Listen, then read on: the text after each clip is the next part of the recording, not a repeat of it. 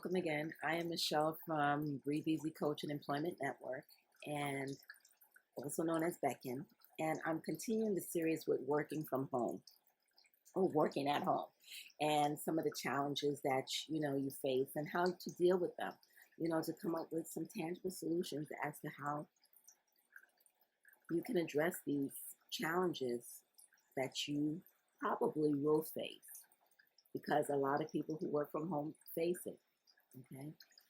Um, as we mentioned in the other videos, isolation, depression, social interaction, these things can be challenges. Boundaries, distractions, motivation, being able to really create that workspace, dedicated workspace is also a challenge, but also the interruptions. Okay. And so we did all of that. But we also see that sometimes people overwork, that because there's not a cutoff time usually, when you work from home, you can keep going and going, and you can get overworked. And that can be overwhelming, or it's like everything seems like it's an emergency. And one of the things that helps with that is, one, to set up a routine, okay? Two, establish your work hours, a work schedule. Three, set goals. Set goals that you want to follow, and that you want to achieve. And then when you actually achieve them, check them off. It could be a task list. It could be a to-do list, check them off. I've done these things. So each morning, maybe you might want to set up, these are my tasks for the day. And when I finish this, then I've done, or if there's something else that you need to do for your employer, then you add that to your task list, but this way you're able to keep yourself accountable, hold yourself accountable, that you're not going to go overboard and just keep working, because then that is not being in balance, and when we're not in balance, it affects our health. It affects, our mental state, our emotional state, our social being.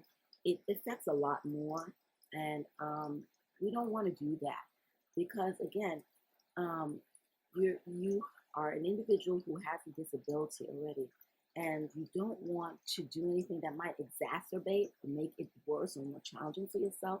And so this here is really loving yourself, giving yourself permission to, supporting yourself.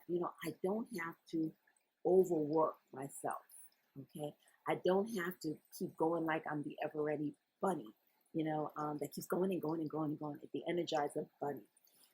So you want to be able to be in balance, and one of the things that helps with balance is the color green. The color green is very good in terms of establishing balance, growth and regrowth, rejuvenation, and things like that. And so if you're a person who is usually out of balance, you get very frantic, things get hectic for you, or you feel a sense of overwhelm, one of the colors you can use is green. The other one is a blue color, because blue is calming.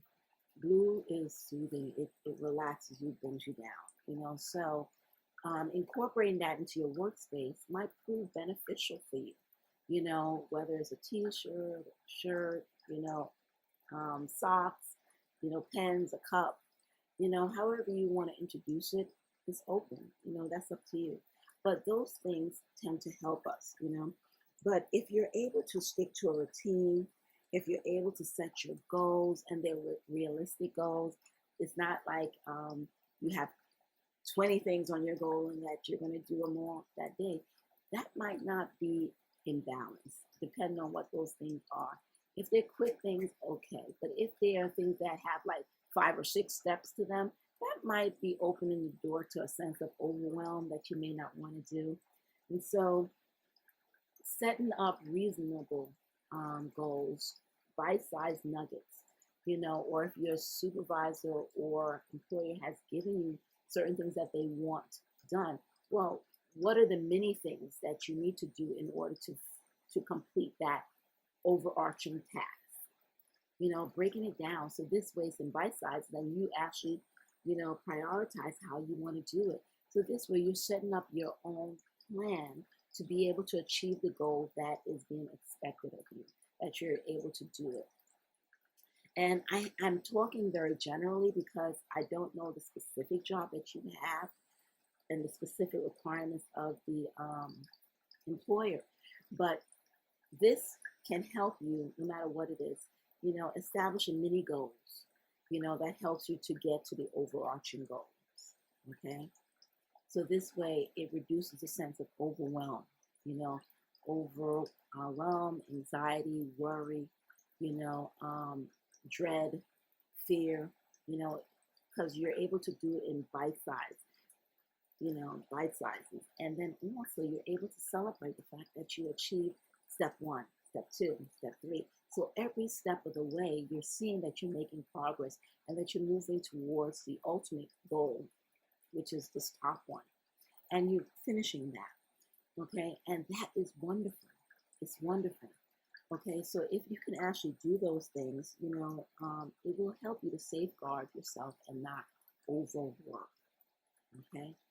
So just to recap, again, setting goals or milestones, celebrating your achievements as you accomplish them, just breaking down whatever the goal is into a plan that will work for you and have a due date or a time that you want to finish it, but don't beat up on yourself because that's not what this is about.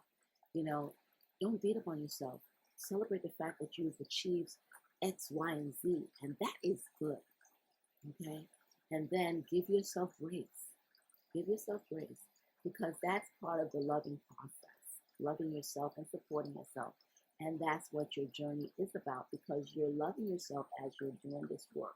You're loving yourself through this process. You're supporting yourself through this process, and it will help you to be more successful and also to enjoy it a lot more. Okay? Thank you so much for tuning in. I'm Michelle from BECEN Coaching Employment Network, which is also known as BECEN. Bye-bye.